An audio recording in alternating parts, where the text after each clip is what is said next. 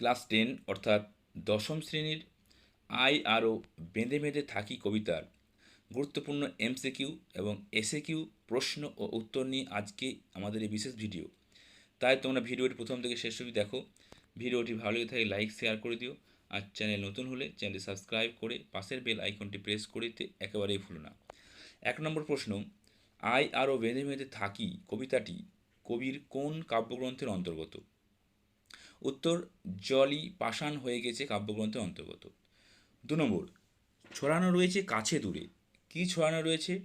আমাদের শিশুদের সব। আমাদের পথ নেই কোনো, আমাদের ড্যাশ গেছে উড়ে। শূন্যস্থান পূরণ করো। শূন্যস্থানে বসবে ঘর গেছে উড়ে। পায়ে পায়ে হিমানির বাঁধ। হিমানি শব্দের আক্ষরিক অর্থ কি? তুষার। আমাদের বাঁয়ে রয়েছে, শূন্যস্থানে বসবে গিরিখাদ। আমাদের যা নেই বলে কবির মত প্রকাশ করেছেন জীবন। আমাদের চোখ মুখ ঢাকা। চোখ মুখ অর্থে কবি বলেছেন মুখোশাবৃত। আই আরও বেঁধে বেঁধে থাকি কবিতাটির দ্বিতীয় পংক্তি দ্বিতীয় লাইনটি হলো আমাদের বাঁয়ে গিরিখাদ। আমাদের বাঁয়ে গিরিখাদ। গিরিখাদ শব্দটির আক্ষরিক অর্থ পর্বত গহ্বর। আমাদের মাথায় বোমারু। এগুলো শূন্যস্থানে পড়তে পারে।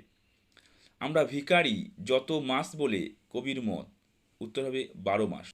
আই আর বেঁধে বেঁধে থাকি বাক্যটির অর্থ দৃঢ় বন্ধনে আবদ্ধ হয়ে থাকা।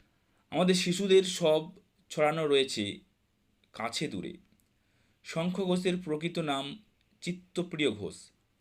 আমাদের ডান পাশে শূন্যস্থানে বসবে ধস।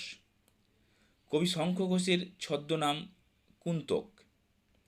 আমাদের পথ নেই আর শব্দটি কবিতায় ব্যবহৃত হয়েছে 2বার। এবার এসে কিউ প্রশ্ন উত্তর।